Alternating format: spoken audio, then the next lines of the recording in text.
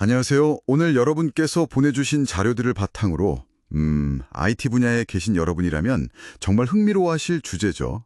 바로 양자 컴퓨팅의 세계로 한번 깊이 들어가 보겠습니다. 이게 그냥 기술 발전 그 이상으로 왜 새로운 시대를 여는 열쇠라고 불리는지 그 핵심이랑 의미를 같이 살펴보려 합니다. 자, 그럼 한번 시작해 볼까요? 네, 반갑습니다. 양자 컴퓨팅은요, 뭐랄까, 단순히 계산만 빨라지는 게 아니에요. 우리가 문제를 보고 또 그걸 풀어내는 방식 자체를 아예 근본적으로 바꾸는, 그런 패러다임의 전환이라고 할 수 있습니다. 오늘 그 기본 원리부터 현재 상황, 또 미래 가능성까지 좀 명확하게 짚어보겠습니다. 좋습니다. 그럼 대체 양자 컴퓨팅이 뭐냐? 여기서부터 시작해야겠죠. 보내주신 자료들 보니까 1980년대에 리처드 파인만 같은 분들이 이 고전 컴퓨터로는 안 되겠다. 한계가 있다. 그래서 양자역학 원리를 써보자. 뭐 이렇게 제안한 거더라고요. 특히 중첩이랑 얽힘, 이 개념이 아주 핵심적인 거죠. 아, 맞습니다. 고전 컴퓨터 비트는 아시다시피 0 아니면 1, 딱 하나잖아요. 근데 양자 컴퓨터의 기본 단위, 큐비트는 좀 달라요. 이게, 뭐랄까, 동전 던졌을 때 공중에서 빙글빙글 돌고 있는 상태, 앞면도 뒷면도 아닌 것처럼요. 큐비트는 0과 1 상태를 동시에 가질 수 있어요. 이걸 중첩 상태라고 부릅니다. 이 미묘한 양자 상태를 활용하는 거죠. 그 동시에라는 게 참 놀랍네요. 그럼 큐비트가 n개 있으면 2의 n제곱. 와, 이게 기하급수적으로 늘어나는 상태를 다 동시에 처리할 수 있다는 거네요. 특정 문제에서는 그래서 고전 컴퓨터랑은 비교도 안 되는 병렬 처리 능력을 갖게 되는군요. 바로 그겁니다. 그럼 왜 하필 지금 이렇게 양자 컴퓨팅이 주목을 받냐? 몇 가지 좀 결정적인 계기들이 있었어요. 일단 1994년에 피터 쇼어가 그 소인수 분해 알고리즘을 발표했잖아요. 이게 현재 인터넷 암호 체계, RSA 같은 거요. 그걸 그냥 순식간에 무력화시킬 수 있다. 이런 가능성을 보여주면서 파장이 엄청났죠. 그 슈어 알고리즘이요. 그게 정말 큰 사건이었군요. 네, 그리고 또 2019년에 구글이 양자 우월성 실험 결과를 내놨죠.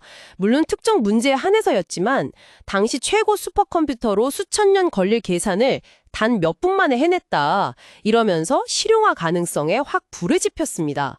그러니까 본질은 특정 유형의 문제들, 예를 들면 양자 시스템 시뮬레이션이나 소인수분해 같은 것들이요.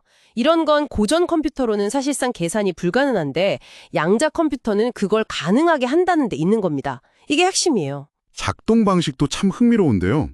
요즘 하드웨어 개발 경쟁이 정말 대단하다고 들었어요.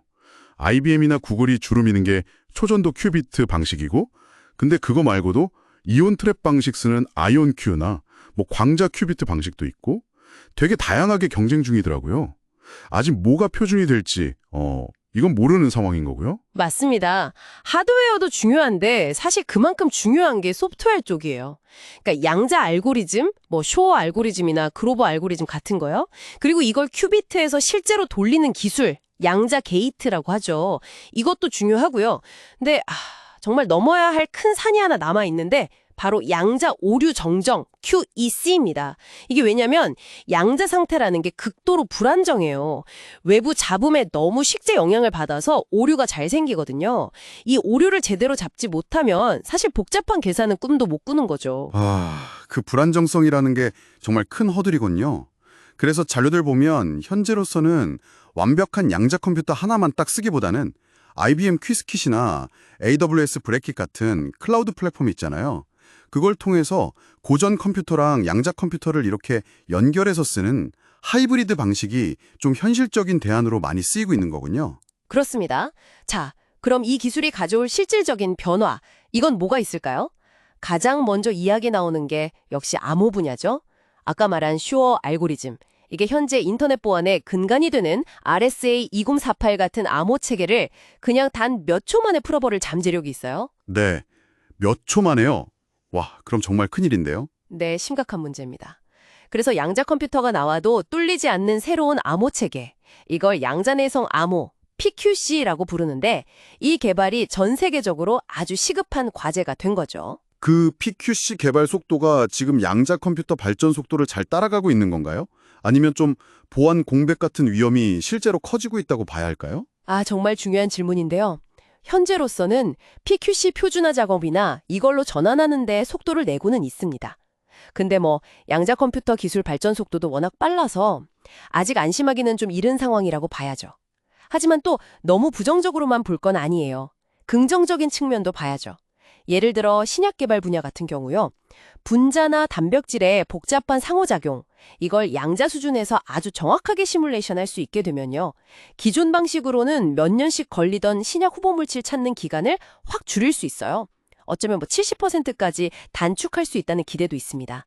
사람 생명을 구하는 약 개발이 훨씬 빨라질 수도 있다는 거죠. 와, 신약 개발간 찬이라니. 정말 대단한데요. 자료 보니까 금융 쪽에서도 JP모건 같은 데서는 포트폴리오 최적화 이런 걸로 연간 수백억 달러 가치를 만들 수 있을 걸로 기대한다던데요. 그리고 AI 분야, 머신러닝 학습 시간도 100배 이상 단축할 수 있다. 이런 잠재력도 언급되고 있고요. 진짜 파급력이 어마어마하네요. 네, 맞습니다. 여러 산업에서 혁신을 가져올 잠재력이 분명히 있어요. 그럼 지금 기술 수준은 어느 정도냐? 현재는 NISQ 단계라고 부릅니다. 노이즈 인터미디에이트 스케일 퀀텀, 우리말로 하면 잡음이 있는 중간 규모 양자 컴퓨터 정도 될까요? 아직 큐비트 개수가 수백 개에서 수천 개 수준이고 아까 말씀드린 그 잡음, 그러니까 오류가 아직 많아요. 그래서 아주 복잡하고 긴 계산을 하기에는 한계가 좀 명확합니다. 오류 정정 기술 개발이 그래서 더 중요해지는 거죠. 그럼 미래는 어떻게 보고 있나요? 언제쯤 좀 제대로 쓸 수 있게 될까요? 업계에서는 보통 2030년까지는 약 1번 큐비트급의 오류 정정이 가능한, 그러니까 좀 쓸만한 양자 컴퓨터 상용화를 목표로 잡고 있습니다.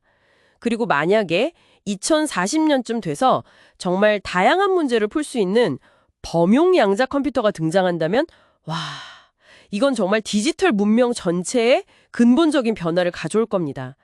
맥킨지 같은 곳에서는 2025년만 해도 양자 관련 시장 규모가 8천억 달러에 이를 거라고 예측하기도 했고요. ILM 공동 창립자인 헤르만 하우저가 한 말이 있는데 특히 분자 수준의 시뮬레이션에서 양자 컴퓨팅의 진정한 잠재력이 발휘될 것이라고 했거든요. 그 말이 딱 맞는 것 같아요. 네, 오늘 양자 컴퓨팅의 핵심적인 내용들을 쭉 짚어봤는데요. 이게 단순히 그냥 더 빠른 컴퓨터가 아니라 우리가 세상을 이해하고 문제를 푸는 방식 자체를 근본적으로 바꿀 수 있는 그런 혁명적인 기술이라는 점, 그리고 이미 암호, 신약, 금융, AI 같은 여러 분야에서 그 병어를 예고하고 있다는 점을 여러분께서 기억해 주시면 좋겠습니다. 네. 마지막으로 여러분께 이런 질문을 한번 던져보고 싶네요. 아까 헤르만 하우저가 말한 분자 수준의 시뮬레이션처럼 지금 고전 컴퓨터로는 정말 상상하기 어렵지만 양자 컴퓨팅이라면 현실로 만들어줄 수 있는 또 다른 근본적인 시뮬레이션 영역, 그런 게 또 뭐가 있을지 한번 생각해 보시는 건 어떨까요? 이게 오늘 저희가 여러분께 드리는 생각할 거리입니다.